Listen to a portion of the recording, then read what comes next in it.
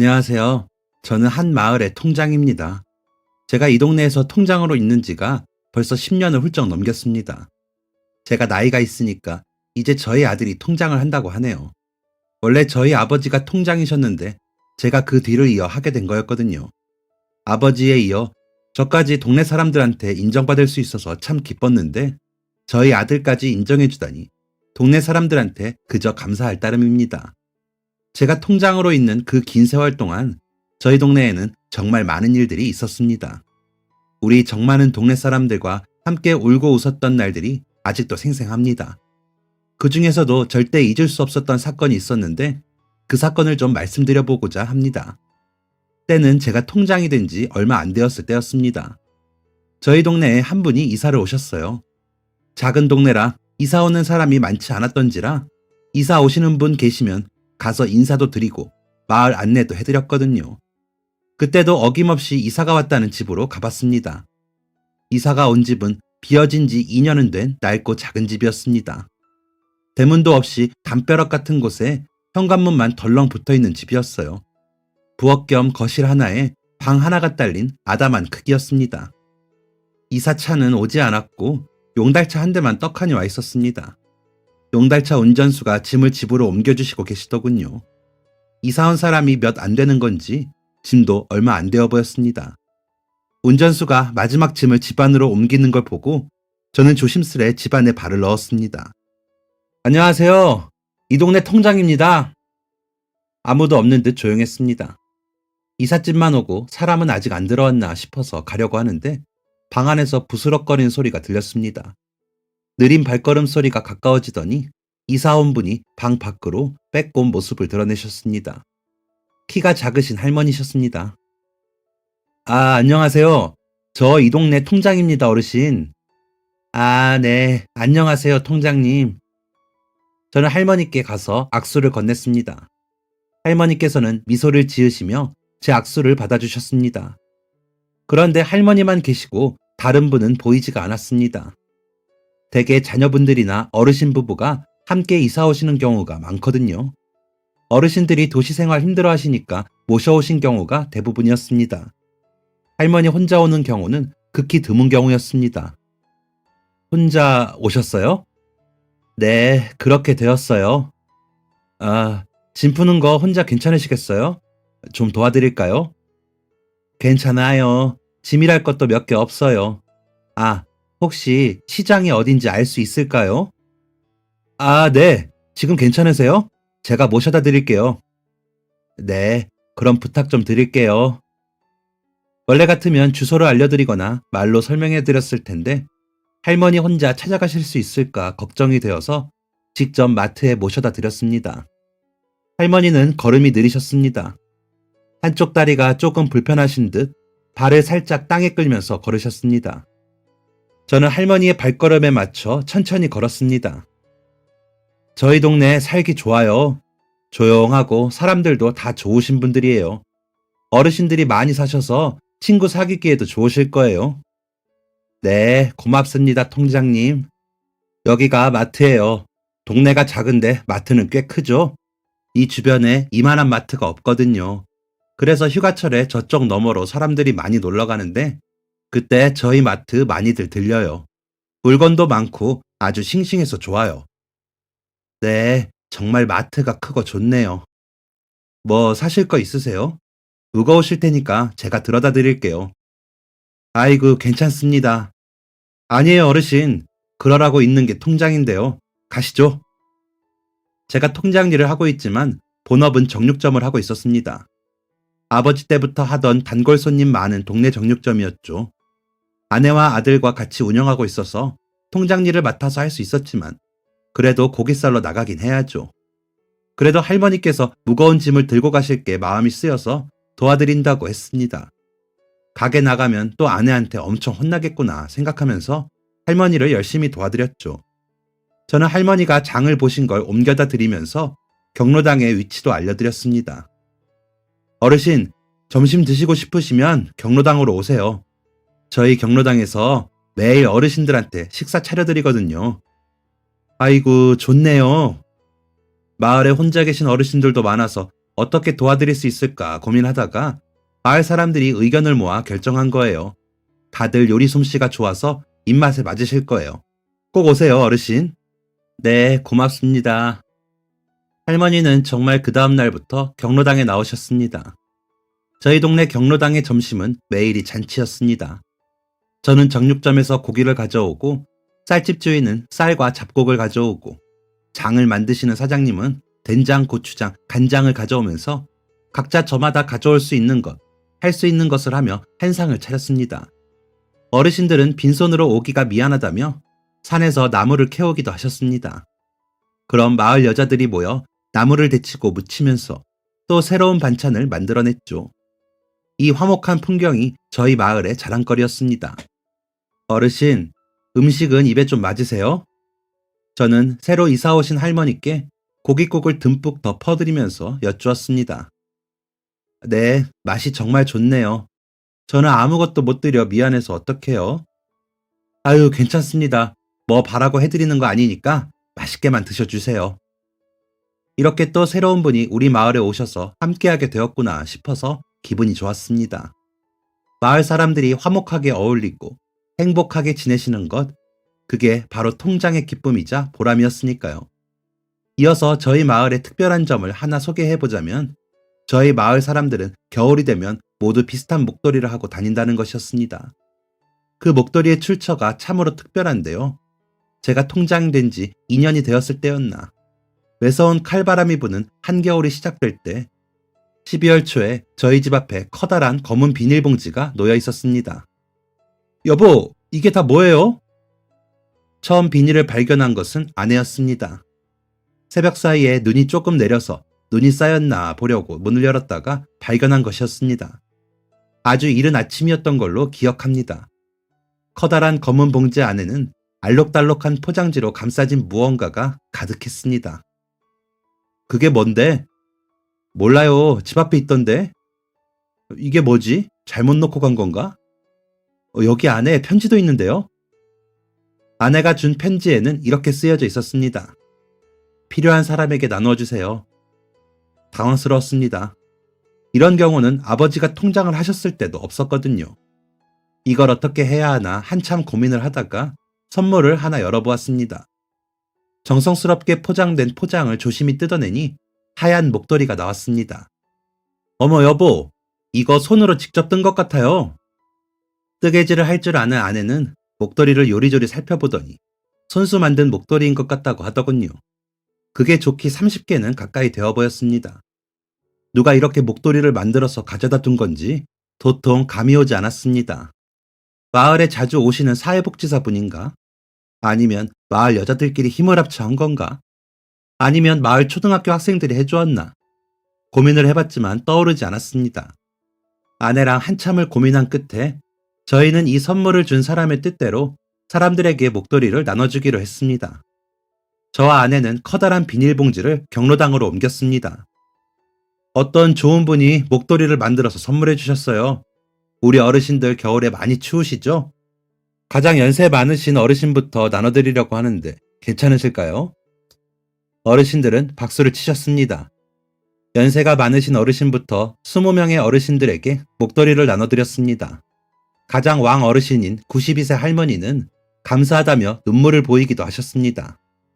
남은 10개의 목도리는 마을 아이들에게 나눠주었습니다. 마을에는 아이들이 많지 않았습니다.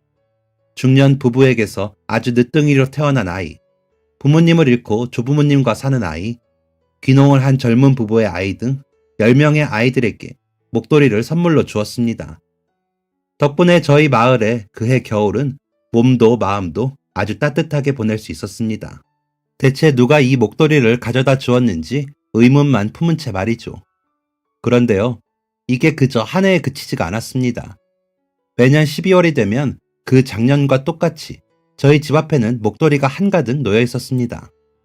해마다 20, 30개의 목도리를 만들어서 놓고 가는 사람이 대체 누군지 계속 모른 채로 말이죠. 3년째 되던 해에는 누가 놓고 간 건지 궁금해서 어떻게든 찾아보려고 한 적도 있었습니다. 그런데 그 작은 마을에 CCTV가 있을 리 만무하고 새벽에 왔다 간 건지 봤다는 사람이 누구 하나 없다더라고요. 아무런 흔적도 없으니 답답한 노릇이었습니다. 그래서 4년째 12월에는 뜬 눈으로 밤을 새웠습니다. 혹시라도 밖에서 기척이 들리면 바로 튀어나가려고 거실에서 잠을 자면서 말이죠. 여보, 그만 좀 해요. 누군지 밝히고 싶었으면 진작 밝혔겠죠. 그걸 왜 알려고 그래요? 당신은 안 궁금해? 우리 마을 사람들 위해서 좋은 일 하시는 분인데 어떻게든 알아내서 박수받게 해드려야지. 그게 이 통장이 할 일이라고. 여보, 사실은 당신이 궁금해서 그렇죠? 누가 뭐래도 이번엔 꼭 잡는다. 무슨 범인이에요? 잡는다고 하게. 호기롭게 의지를 불태웠지만 어떻게 제가 잠든 틈을 노리고 잽싸게 놓고 가는 건지 그 그림자 한 번을 구경을 못했습니다. 언제나처럼 집 앞에는 크고 검은 비닐봉다리와 느니에 뭉개진 발자국만이 남아있을 뿐이었습니다. 이번에도 또 5년째부터는 그 선물의 주인을 찾는 것을 포기했습니다. 이렇게까지 찾을 수 없는 걸 보면 찾지 말라는 운명이 아닐까 하는 생각이 들어서요. 그래서 그냥 찾지 않고 주시는 그 선물을 감사하게 받기로 했습니다. 왕어르신 할머니도, 치매가 오신 할아버지도, 이사 온 지 얼마 안 되신 혼자 사시는 할머니도, 우리 마을에서 제일 어린 5살 된 아이도, 저희는 그 덕분에 매해 겨울을 따뜻하게 보낼 수 있었습니다. 그런 따뜻한 겨울에 저희 마을에서 믿을 수 없는 사건이 일어났습니다. 작은 마을이지만 저희 마을에도 학생들이 몇 있습니다. 다른 동네 애들과 다를 것 없이 평범하고 착한 아이들입니다. 그런데 저희 마을에서 문제를 종종 일으키는 사람이 한 명 있었습니다. 경로당 옆집에 살고 있는 저보다 3살 어린 박 씨였습니다. 박 씨는 이 마을에서 태어나고 자란 이 마을 토박이였습니다. 박 씨와 마찬가지로 이 동네 토박이인 저는 아주 어렸을 때부터 박 씨와 아는 사이였습니다. 그 옛날엔 동네 친구들이 뭐 타면 산 올라가고 개울 놀러가고 운동장에서 뒹굴고 했잖아요. 박 씨와 저도 다를 것이 없었습니다. 저희 마을에는 학교가 없었습니다. 그래서 버스를 1시간 동안 타고 나가야 있는 시내에 있는 학교를 다녔습니다. 박 씨와 저는 나이 차가 있으니까 같이 중고등학교를 다니진 않았습니다. 그래서 잘 몰랐는데 고등학생 때부터 학교에서 좀 질 나쁜 친구들을 사귀게 된 것 같더라고요. 그때부터 조용하던 동네가 떠들썩해졌습니다. 박 씨는 어디서 오토바이를 구해와서 동네를 휘집어 놓았습니다. 야, 이놈의 새끼야. 오밤중엔 좀 쉬어라, 쉬어. 아저씨가 뭔데요? 박 씨는 행동뿐만 아니라 언행까지도 아주 거칠기 짝이 없었습니다. 그러다가 한 번은 경로당 앞에 있는 정자를 들이받아서 정자가 다 부서지고 어르신들이 다칠 뻔한 적이 있었습니다. 다행히 그때 옆에 있던 아저씨들이 어르신들을 얼른 정자에서 내려서 망정이지 아니었으면 많은 분들이 다치셨을 겁니다. 그 사건으로 다친 건 오직 박 씨뿐이었습니다. 팔이 부러졌더라고요. 오토바이랑 함께 굴렀는데 그만하길 정말 다행인 거였습니다. 안 되겠다 싶은 동네 청년들이 모였습니다. 그래도 형들이 얘기하면 좀 알아들을까 싶지 않아서 제가 생각해낸 방법이었습니다. 저와 제 동갑 친구, 저보다 2살 많은 형, 또 3살 많은 형 둘, 5살 많은 형까지 모였습니다. 그리고 문제의 박 씨를 잡아들였죠. 동네 어르신들도 많은데 그만 좀 하자. 노는 건 너 학교에서나 친구들하고 놀아. 다른 사람 피해주지 말고. 이제 팔도 다쳤으니까 오토바이는 더 이상 안 타겠지? 괜히 시끄럽게 하지 말고 조용히 하자. 가장 덩치가 큰 형이 무게를 잡고 박 씨에게 얘기를 했습니다. 박 씨는 입술을 삐죽이면서 고개를 끄덕였습니다. 하지만 그것도 그때뿐이었습니다. 박 씨는 3일을 못 버티고 또 소란을 일으켰습니다. 이번엔 친구가 타는 오토바이 뒤에 타서 동네를 휘저었습니다. 그땐 이미 마을 사람 모두가 2손 2발을 다 들었습니다. 말도 안 듣는 망나니 붙잡고 얘기하느니 속이에 경 읽기만도 못한 것 같았으니까요. 그 때문에 박 씨의 부모님은 매일 마을 사람들에게 사과를 하고 다니셨습니다. 마을 사람들도 박 씨의 부모님이 잘못이 없다는 걸 알지만 박 씨는 말을 들어먹질 않으니 괜히 부모님에게 하소연을 하곤 했습니다. 박 씨는 성인이 되고서도 문제가 많았습니다. 성인이 되면 정신을 차리지 않을까 했는데 더하면 더했지 덜하지는 않았습니다. 군대에 갔다 오고서는 갑자기 어디 배를 탄다면서 떠났습니다. 그러더니 2년이나 소식이 없더니 박 씨네 부모님이 돌아가시고 나서야 돌아왔습니다. 부모님을 여인 박 씨는 박씨네 부모님이 하시던 작은 슈퍼를 맡게 되었습니다. 마을 사람들은 입을 모아 얘기했습니다. 이제 부모도 잃은 마당에 더 사고를 쳐봤자 본인 손해 아니겠냐며 이제는 정신 차리지 않겠냐고 말이죠. 한동안은 잠잠한 듯 했습니다. 그러다 느닷없이 결혼을 한다고 하더군요. 박 씨는 경로당 점심시간에 청첩장을 들고 경로당을 찾아왔습니다. 어르신들, 저 결혼합니다. 오셔서 갈비탕 한 그릇 하시고들 가셔요. 아이고, 이제야 정신 차리는구나. 그래, 가정 꾸리고 네 새끼 낳으면 그제야 어른 되는 거요. 근데 어떤 처잔데 얼굴 한 번을 안 보여줘. 시내에서 커피집 하는 아가씨예요. 할머니도 몇 번 보셨을걸요. 박 씨가 결혼하는 여자는 시내 다방 여자였습니다. 다들 당황하는 눈치였지만 어련히들 알아서 잘 살겠지 했습니다. 솔직히는 다들 반신반의했던 것 같습니다. 잘 살까 하는 걱정이 섞여 있었죠. 아니나 다를까 박 씨는 결혼한 지 2년 만에 슈퍼마켓을 날려먹었습니다. 그리고 매일같이 부부싸움을 하는 소리가 들렸습니다. 박 씨네 부부가 싸우는 소리는 바로 옆에 있는 경로당까지 자주 잘 들려왔습니다. 어르신들께서 대화를 나누시다가 밖에서 소란스러운 소리가 들리면 다들 고개를 저으셨습니다. 또 싸우네, 또 싸워. 아니, 결혼한 지도 좀 됐고 애도 태어났는데 뭘 허구한 날 싸우는 거야? 그렇게 매일같이 부부싸움을 하더니 결국 결혼한 지 5년째 되던 어느 날 박 씨의 아내가 집을 나갔습니다. 5살 된 아이를 두고 말이죠. 그리고 박 씨는 매일 술을 먹었습니다. 그래서 동네 어르신들이 박 씨네 아이를 봐주기도 하고 같은 유치원 다니는 아이의 엄마가 박 씨 아이를 집에 데려다 준 적도 있었습니다. 박 씨는 하루는 술 먹고 하루는 막노동을 나가고 또 하루는 술 먹고 또 하루는 막노동을 나갔습니다. 그리고 술만 먹으면 그 난폭한 성격이 더 심해졌습니다. 그래 뭐, 나 아내도 없고 돈도 없다. 어쩌라고? 형님이 뭐 보태준 거 있어요? 내가 너 못되라고 하는 말이냐? 걱정되니까 잘 살라고 해준 건데 뭘 그리 심통을 부려? 박 씨는 술을 먹고 싸우기도 잘 싸웠습니다. 하루는 경로당 앞에 있는 정자에서 동네 사람들하고 술을 먹다가 어릴 적부터 함께 큰 동네 형님과 싸움이 나기도 했습니다.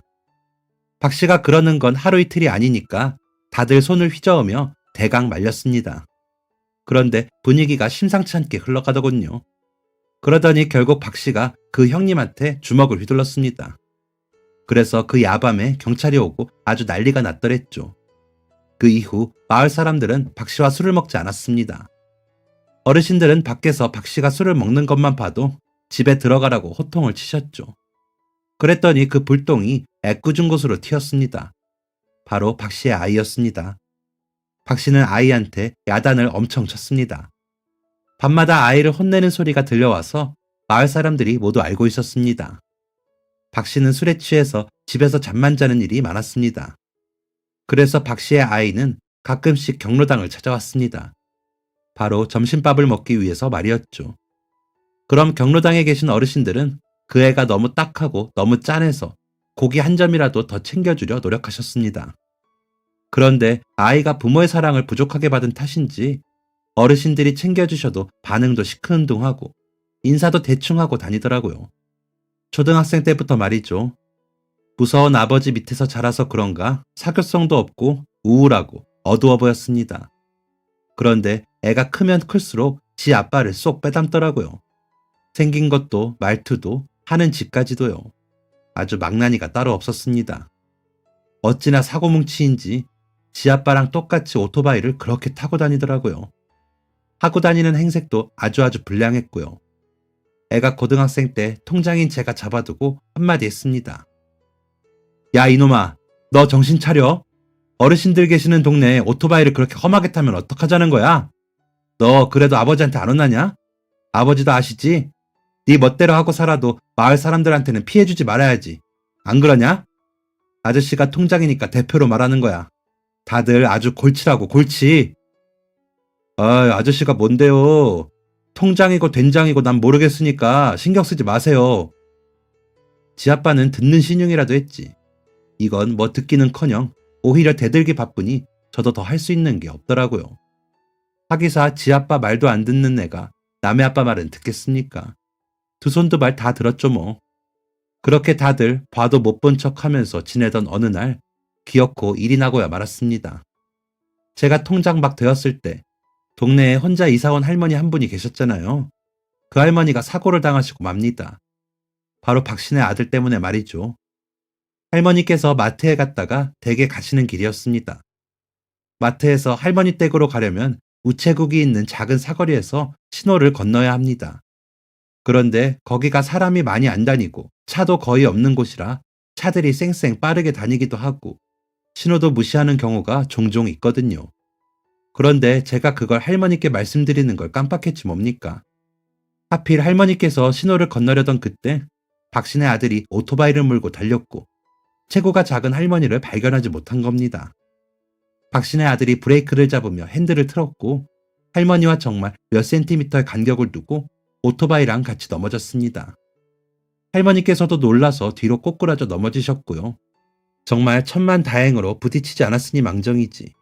하마터면 둘 다 아주 크게 다칠 뻔했습니다. 이를 발견한 우체국 직원이 나와서 구급차와 경찰을 불러주었습니다. 저는 연락받자마자 바로 병원으로 달려갔죠. 응급실에 할머니와 박신의 아들이 나란히 있었습니다. 이게 무슨 일이야 대체? 아이고 어르신 괜찮으세요? 얼른 할머니의 상태부터 살폈습니다. 할머니께서는 잠드셨다고 하더라고요. 의사 선생님의 말씀을 들어보니 넘어지시면서 충격으로 꼬리뼈에 금이 가고 손이랑 팔이 다 까지셨다고 했습니다. 하늘이 도왔다고 이만한 게 다행이라고 하더군요. 옆 침대에 앉아있는 박신의 아들을 봤습니다. 교복 바지 한쪽이 다 찢어졌더라고요. 소독을 하고 붕대를 감고 앉아 있었습니다. 다리 외에는 다친 곳은 없어 보였습니다. 야 이놈아, 내가 조심하라고 했어 안 했어? 이번엔 자기도 잘못한 걸 아는지 고개를 푹 숙이고 있더라고요. 제가 씩씩거리고 있는데 곧 박씨가 응급실로 왔습니다. 박씨도 많이 놀랬는지 헐레벌떡 뛰어들어왔습니다.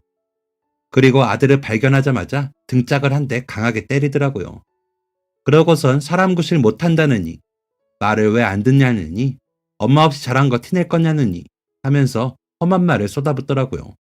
박씨 아들은 한마디도 안 했습니다. 곧 할머니가 깨어나셨고 박씨는 할머니 앞에서 무릎을 꿇었습니다. 어르신, 정말 죄송합니다. 제가 아들을 잘못 키웠습니다. 정말 죄송합니다. 얘가 엄마 없이 자라서 사랑도 못 받고 배운 것도 없습니다. 애비인 제가 부족하게 키워서 그렇습니다. 정말 죄송합니다, 어르신. 박씨의 그런 모습은 처음 봤습니다. 아무리 망난이니 막장이니 해도 박씨도 여느 아빠와 다를 게 없었습니다. 혹시나 이 일로 아들이 손가락질 받을까봐 걱정되는 마음이었겠죠. 박씨는 눈물까지 글썽이며 말했습니다. 그리고 박씨는 아들의 아픈 다리도 아랑곳하지 않고 억지로 무릎을 굽히게 했습니다. 할머니가 그만 일어나라고 괜찮다고 했지만 박씨는 할머니가 떠나실 때까지 계속해서 굽힌 무릎을 피지 않았습니다. 저는 치료를 마친 할머니를 모시고 댁으로 갔습니다. 어르신 괜찮으세요? 어떡해요, 그거 참. 의사 말 들어보니까 재활도 하고 주사도 맞아야 한다고 하더라고요. 아이고 어르신, 이건 그냥 넘어갈 게 아닌 것 같아요. 박씨 아들 확 신고해버리세요. 아니면 보험사 통해서 해결 보세요. 그렇게라도 하셔야죠. 아유, 신고는요 무슨, 애가 그런 걸. 저는 괜찮아요, 통장님. 가지고 있는 보험도 없고요. 자녀분들이 어르신 보험 들은 게 있을 수도 있잖아요. 한번 연락해 보시는 건 어떠세요? 이 늙은이가 혼자 이런 곳에 버려진 거 보면 대충 어떻게 살았나 알 수 있지 않으세요? 자식들, 내가 자식이 셋이 있는데 뼈 빠지게 농사 지어서 셋 다 대학까지 졸업시켰어요. 그땐 하나 보내기도 힘들 때였어요.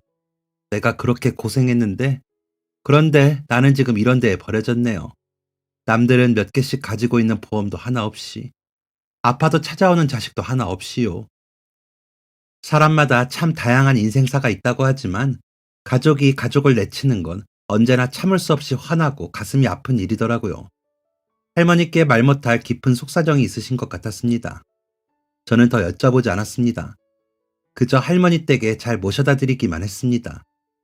안 그래도 거동이 불편하신 분이 꼬리뼈까지 다치셨으니 얼마나 힘드시겠어요. 그래서 저는 할머니를 댁 안까지 모셔다 드리려고 했습니다.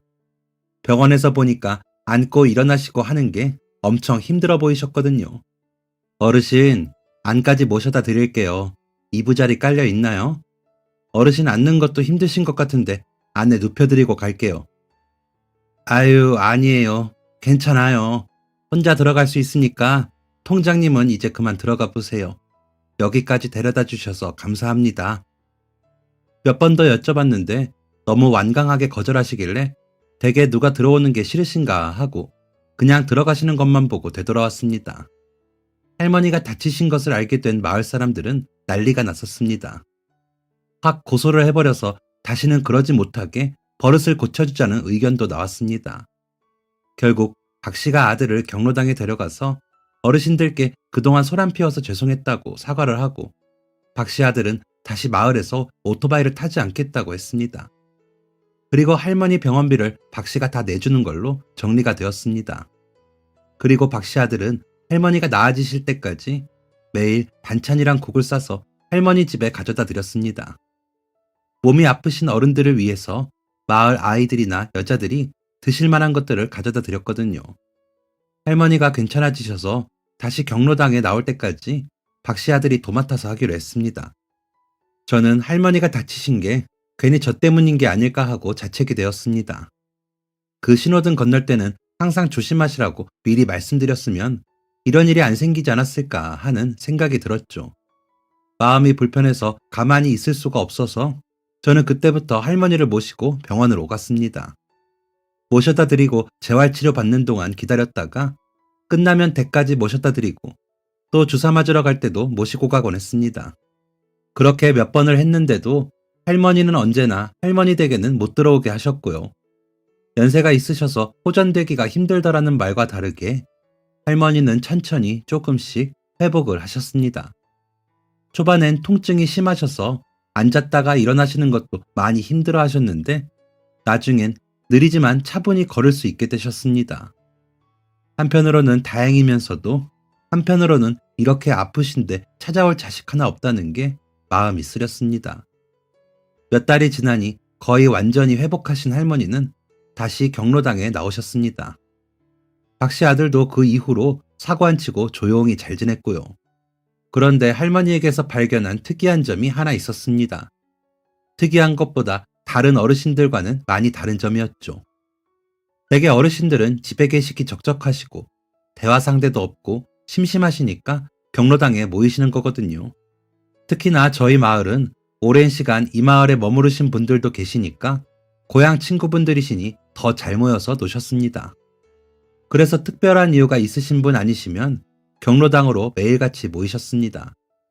모여서 같이 식사도 준비하시고 다 드시고 낮잠도 한숨 주무시고 같이 TV도 보시고 저녁엔 약주도 하시면서 하루를 보내셨습니다. 그런데 저희 동네 새로 오신 할머니는 점심만 드시고는 곧장 댁으로 돌아가시더라고요. 혼자 집에 계시면 심심하실 텐데 왜 다른 어르신들하고 같이 안 노시는 걸까 궁금했습니다. 혹시 어르신들하고 어색해서 그러신 건가? 아니면 마음 붙일 친구분이 필요하신가 싶었죠. 저는 경로당 점심시간에 일부러 할머니 옆자리를 차지했습니다. 어르신, 오늘도 식사하시고 바로 댁에 가셔요? 네, 통장님. 다른 어르신들하고 좀 놀다 가시지. 왜 이렇게 맨날 빨리 가세요? 집에 뭐 좋은 거라도 숨겨두셨나? 아유, 좋은 건 무슨. 저는 그냥 집에 혼자 있는 게 편하고 좋아요. 신경 써주셔서 감사해요, 통장님. 이렇게 몇 번 여쭤봤는데 그때마다 괜찮다고 거절하시길래 정말 댁에 혼자 계신 게 좋은가 보다 하고 더 여쭙지 않았습니다. 그렇게 저희 마을의 시간은 잘도 흘렀습니다. 제가 통장 맡은 지 한 10년째 되었을 때였습니다. 어느 날부터인가 그 할머니께서 안 보이더라고요. 점심 식사를 하시러 경로당에는 꼬박 오셨었는데 어느 날부터 모습을 비추지 않으셨습니다. 어르신, 언덕집 김씨 할머니께서 요즘 안 오시나 봐요? 응, 그러게. 지난주부터 안 보이더니 오늘도 안 나왔는가 보네. 지난주도 안 나오셨어요?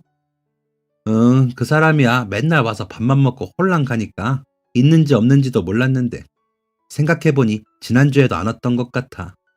그날 왜 비 많이 온 그날부터. 그렇군요. 느낌이 좋지 않았습니다. 혹시 어디가 아프신 건 아닐까 걱정도 되었고요. 그날 댁에 가볼까 하다가 정육점이 바빠서 가보지를 못했습니다. 그리고 그 다음날 경로당 점심시간에 경로당을 가보았습니다. 그런데 그 할머니가 또 안 보이는 겁니다.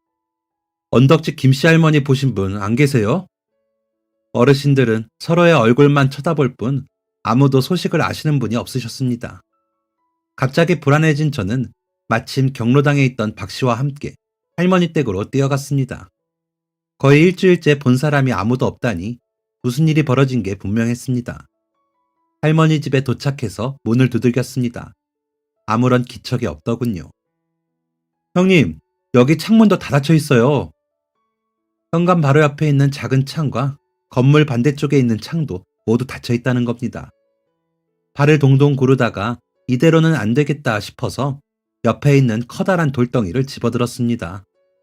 그리고 할머니 댁 현관문의 손잡이를 향해 던졌습니다. 손잡이가 반쯤 떨어졌습니다. 저는 아직 붙어있는 손잡이를 발로 찼습니다. 손잡이가 덜렁 빠져나갔습니다.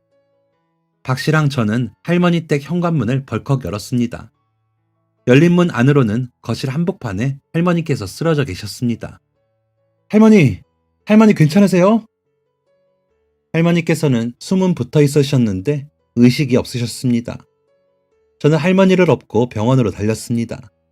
그때 정말 큰일 일어나는 줄 알고 벌벌 떨려서 다리가 후들거렸는데 그냥 본능으로 정신력으로 병원까지 달렸습니다. 할머니 병원에 모셔다 드리고서도 벌렁거리는 심장이 진정되지가 않았습니다. 의사 선생님이랑 간호사분들이 오셔서 검사를 해주셨습니다. 할머니가 당뇨가 있으셨더라고요. 당뇨 때문에 쓰러지신 거라고 하셨고 일단 2, 3일 입원해서 주사도 맞고 검사도 몇 가지 더 하고 경과를 지켜보자고 했습니다. 할머니께서는 병실로 옮겨지셨고 곧 제 아내도 병원으로 왔습니다. 아내도 가게 일보다 제 연락받고 급하게 왔더라고요. 할머니 좀 괜찮으세요? 이게 무슨 일이에요? 기운도 없으시죠? 급하게 오느라 죽도 못 해왔네. 제가 할머님 댁 가서 필요하신 짐 가져오면서 죽도 좀 만들어 올게요. 댁에서 짐 좀 챙겨다 드릴게요. 뭐 있으면 될까요? 아유, 고맙습니다. 제가 덕분에 살았어요. 이 사람 아니었으면 아무도 몰랐을 거예요. 이만하시길 천만 다행이에요. 속옷이랑 수건 좀 챙겨 올까요? 아이고, 손발이 차시네. 양말도 좀 가져올게요. 이 사람이 현관 문고리를 다 부숴놨다고 하더라고요. 박 씨가 열쇠집 아저씨랑 가서 손잡이 다시 맞추고 있을 거예요. 아, 예, 고맙습니다. 그런데 아내가 집에서 필요하신 것들을 챙긴다고 하니 할머니께서 머뭇거리면서 이런 말을 하셨습니다. 집 보고 놀라지 마세요. 그리고 꼭 비밀로 해주세요. 꼭 좀 부탁드립니다. 대체 뭐 때문에 놀라지 말라고 하시는지 알 수가 없었습니다. 아내가 병실에서 나가려는데 다른 마을 분이 할머니를 뵈러 오셨고 저는 아내랑 같이 할머니 댁에 가기로 했습니다. 가보니까 박 씨랑 열쇠집 사장이 막 손잡이를 다 달았더라고요. 새로운 열쇠를 건네받고 얼른 챙길 것 챙겨서 나오려고 했습니다. 그런데 할머니 댁 방을 보고 저희 네 사람은 놀랄 수밖에 없었습니다. 할머니 방 구석에 실이 한가득이 있었습니다. 두꺼운 실이 색상별로 줄지어 있었고 뜨개질을 할 때 쓰는 대바늘도 보였습니다. 어머, 여보, 이 포장지. 그리고 그 뒤로 포장지가 놓여 있었는데 아니 글쎄 그 포장지가 매해 12월마다 저희 집 앞에 목도리를 감싸고 있던 바로 그 포장지가 아니겠어요. 냈다 입을 턱 막았습니다. 10년 가까이 저희 마을 사람들을 위해 손수 목도리를 뜨던 사람이 바로 그 할머니였던 거였습니다. 할머니께서 왜 놀라지 말라고 하셨는지 그걸 보고 알 수 있었습니다. 저희는 얼른 할머니께 가서 어떻게 된 건지 여쭤봤습니다. 그게 여기 경로당에서 매번 맛있는 밥 주는데 저는 다리가 이래서 산에서 나물도 못 캐고 뭐 줄 것도 없으니까 이거라도 하면 어떨까 싶어서 매일 떴어요. 내가 눈이 침침하고 손도 떨리니까 한 달에 2억에 뜨는 게 전부라 그거밖에 못 줬고요. 이게 뭐 대단한 거라고 자랑하고 싶지도 않았고 그냥 다들 목도리 받고 웃고 좋다고 하니까 그거면 됐다 했죠. 아유, 별거 아닌 거 이렇게 말하려니까 쑥스럽네요. 그동안 할머니가 매일 경로당에서 식사만 하고 가셨던 이유를 그제서야 알게 되었습니다. 그렇게 할머니 말씀을 듣고 나니까 퍼즐이 맞춰지는 것 같더라고요. 처음 목도리를 받았던 날, 편지에 쓰여진 글씨체가 삐뚤빼뚤했던 것은 할머니께서 떨리는 손으로 글을 쓰셔서 그랬던 거였습니다. 눈 오는 날 목도리를 발견했을 때 현관 앞에 쌓인 눈이 많이 뭉개져 있었던 건 할머니가 불편하신 한쪽 다리를 끌고 오셔서 그랬던 거였고요. 아내는 결국 눈물을 터뜨렸습니다. 매일같이 저희 마을 사람들을 생각하시면서 뜨개질을 하셨을 거라 생각하니 너무 감사하고 마음이 너무 따뜻해지더라고요. 그래서 할머니의 이런 선행을 마을 사람들이 모두 알았으면 좋겠다고 생각했습니다. 그런데 할머니께서 그러시더라고요. 부끄럽기도 하고 이런 늙은이가 만들었다는 거 알면 실망하면 어떡해요. 더 멋진 사람이 만들었다고 해야 좋아하겠죠. 어르신, 그런 말씀이 어딨어요. 어르신만큼 멋진 분이 어딨다고요. 이건 모두가 알아야 한다고 생각합니다. 목소리를 높인 건 다름 아닌 박 씨였습니다. 박 씨 나름대로 할머니께 감사하기도 하고 미안한 마음도 있었나 봐요. 그러더니 열쇠집 사장님께 갑시다 하면서 병원을 먼저 나섰습니다. 저와 아내는 할머니 곁을 지켰고요. 할머니의 검사 결과는 다행히 좋았습니다. 아내와 마을 여자들이 할머니 곁을 3일 동안 지켜주었습니다. 낮이나 밤이나 번갈아 가면서 할머니를 돌봐주었죠. 밤에도 병원 간이 침대에서 자면서 보초를 섰습니다. 3일 뒤 할머니는 퇴원을 하셨습니다. 할머니가 퇴원하시고 경로당에 가시니까 다들 기다렸다는 듯이 일어나서 할머니를 반겨주었습니다. 다행이라는 말과 함께 고맙다는 말도 더불어서요. 박 씨랑 열쇠집 사장님이 경로당 어르신들은 물론 마을 사람들 전부에게 소문을 냈더라고요. 할머니의 걱정과 다르게 마을 사람들은 그게 진짜냐며 놀랐고 너무 감사하다며 인사라도 드려야겠다고 모두 경로당에 모여 있었습니다. 할머니는 많은 사람들의 인사를 받고 환하게 웃으셨습니다. 그리고 꽁꽁 감춰두셨던 집도 활짝 열어주셨습니다. 예전엔 문턱도 못 밟게 하시더니 이제는 가끔 댁에 모셔다 드리고 그냥 가려고 하면 들어와서 차 한잔 하고 가라고 커피 한잔 타준다고 하십니다. 그동안은 실과 바늘을 들키실까봐 집에 못 들어오게 하셨다더라고요. 또 할머니는 집뿐만 아니라 실과 바늘도 모두 꺼내셨습니다. 경로당에 계신 다른 할머니들이 원하셨거든요. 아이고, 맨날 밥만 홀딱 먹고 손살같이 집에 가길래 뭐 좋은 거 있나 했더니 이 좋은 걸 감춰두고 있었네. 김씨, 그러지 말고 같이 해요, 같이. 그거 얼마나 재밌는지 나도 한번 해봅시다. 그때부터 경로당 할머니들은 식사 후에 모여서 뜨개질을 하기 시작하셨습니다. 그리고 그렇게 열심히 뜬 목도리들은 어르신들끼리 나누고 아이들한테도 나눠주고 저희 같은 중년들에게도 나눠주셨습니다. 실력이 좋으신 할머니들께서는 장갑도 뜨고 가방도 뜨시더라고요. 제 아내도 가을부터 시작해서 12월이 되면 목도리를 2개씩 완성하곤 합니다. 목도리를 10여 년 동안이나 선물해 주신 할머니도, 박 씨도, 박 씨 아들도, 그리고 저도, 제 아내와 아들까지도 다 같이 목도리를 하고 다닙니다. 저희 마을은 작은 마을입니다. 젊은 사람들의 활기보다는 어르신들의 차분하고 고요한 정이 더 넘치는 곳입니다. 저희는 마을 사람 누구 하나 서운한 사람 없도록 잘 챙기고 같이 어우러지는 걸 좋아하는 정 많은 사람들입니다. 많은 사람들을 만나고 많은 일들이 있었던 10년이 넘는 시간 동안 제가 통장을 할 수 있어서 기뻤고 참으로 벅찼습니다. 이제 그 통장직을 명예롭게 내려놓을 순간입니다. 그럼 저는 이제 아내랑 손잡고 경로당 나가서 어르신들하고 담소도 나누고 간식도 먹는 그런 평화로운 생활을 즐겨야겠네요. 이 마을에 있는 한 저는 정 많은 사람들과 많은 정을 나누며 살아가겠습니다. 저희 마을의 이야기를 들어주셔서 감사합니다. 지금까지 사연 들어주셔서 감사합니다. 사연이 재밌으셨다면 구독과 좋아요를 눌러주세요.